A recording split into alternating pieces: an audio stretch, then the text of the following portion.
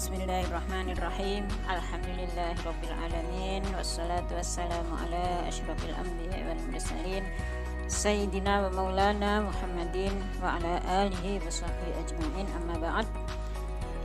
Anak-anak sekalian, marilah kita melanjutkan pelajaran fikih yang mana kemarin sudah kita pelajari, yaitu tentang darah-darah yang keluar dari seorang perempuan, yaitu yang kemarin ada 3, darah haid, nifas, dan darah istihadah. Kemudian berikutnya terus kita mengetahui tentang banyaknya mengeluarkan darah.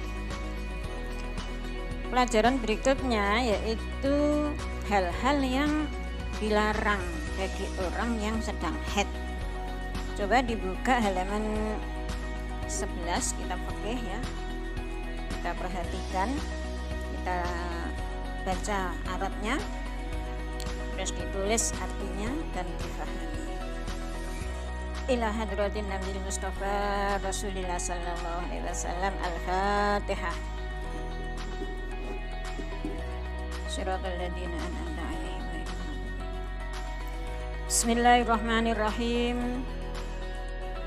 Ma yahrumu alal haidi wan nufasai. Hal-hal yang tidak boleh atau haram atau dilarang melakukan atau dilakukan bagi wanita yang sedang haid dan nifas.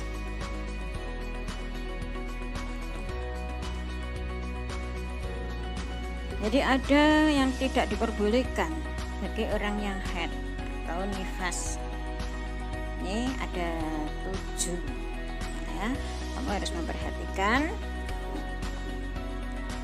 Wa yahrumu alal mar'ati bisababil haidi wan nifasi sab'atu asya'a. Hal-hal yang tidak boleh atau haram dilakukan bagi wanita yang sedang haid dan nifas ada 7, yaitu nomor 1, as-sholatu, sholat. Tidak boleh sholat sebagaimana dawuhnya Rasulullah. Qala Rasulullah sallallahu alaihi wasallam, idza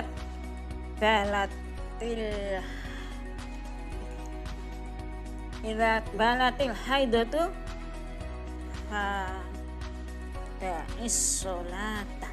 Ulangi, idza balatil haidatu fa da'is sholata. Ini dasar dari diharamkannya sholat bagi orang yang sedang haid. Itu Rasulullah bersabda, ketika seorang wanita sedang haid, maka tinggalkanlah sholat.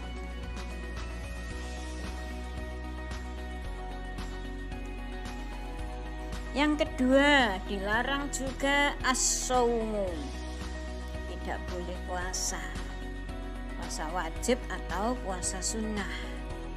Tapi kalau puasa ini wajib qada ya. Qala sallallahu alaihi wasallam an Aisyah, kunna nahidu inda Rasulillah sallallahu alaihi wasallam kana juhuru fatu maru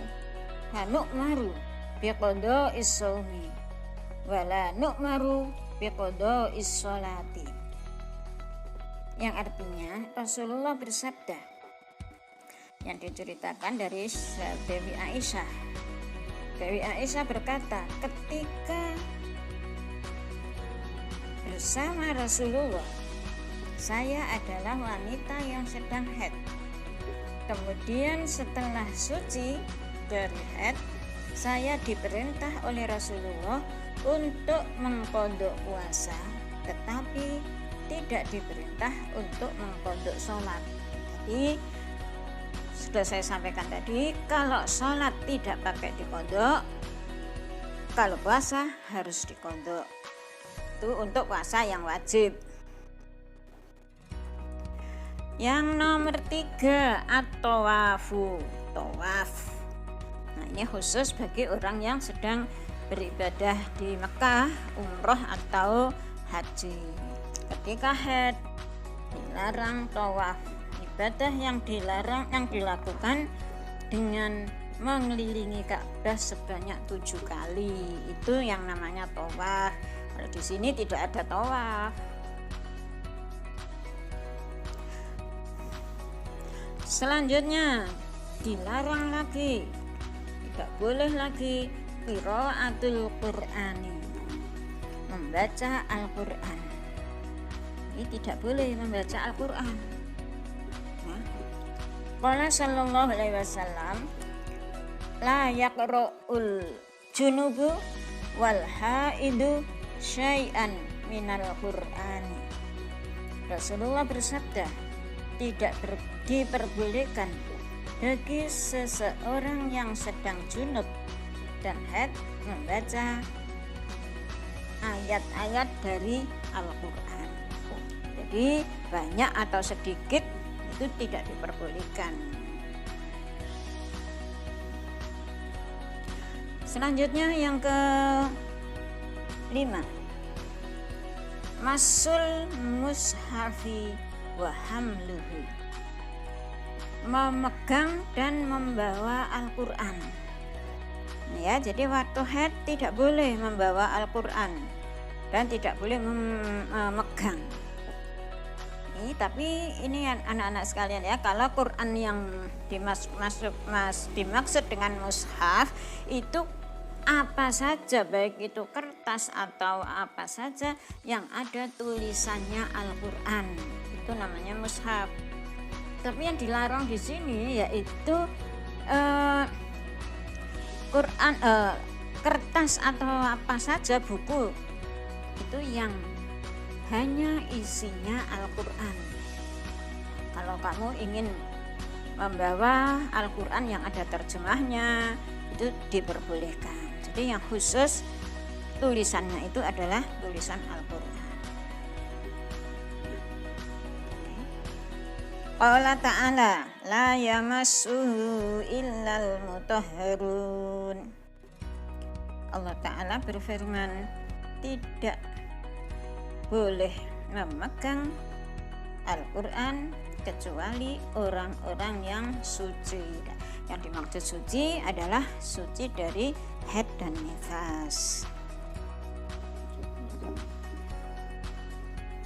Selanjutnya yang nomor 6, al-muktsu fil masjidi, berdiam di dalam masjid. Di dalam, kalau di luar tidak apa-apa. Berdiam atau ya duduk saja tidak boleh kalau di dalam masjid itu bagi orang yang sedang haid atau nifas. Yang terakhir yaitu al-jima'u, jima' atau hubungan suami istri. Qala ta'ala fa'tazilun nisa'a fil mahid. Allah berfirman, jauhilah istrimu ketika mereka sedang haid. Ini anak-anak sekalian, larangan-larangan bagi orang yang sedang haid dan nifas. Hanya ini yang bisa disampaikan pada pelajaran yang hari ini. Mudah-mudahan bermanfaat. Kita ucapkan alhamdulillahirabbil alamin.